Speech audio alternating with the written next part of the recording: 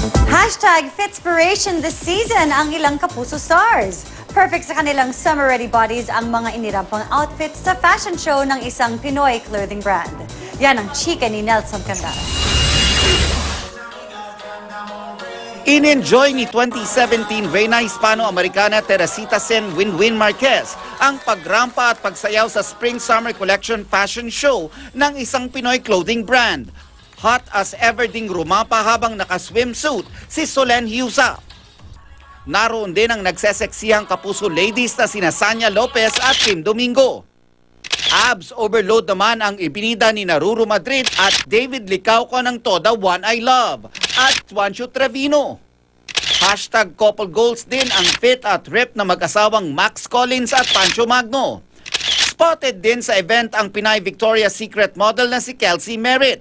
Hindi para rumampa, kundi para suportahan ang boyfriend at atletang si Connor Dwyer na isa sa mga model doon. Hashtag support din ang ganap ni Joy Spring. Para sa unang hirit co-host at on-screen partner na si Juancho. Di rin nagpahuli sa pagpapasiklab si 2018 Miss World Philippines Katarina Rodriguez at reigning Mr. World Philippines JB Saliba.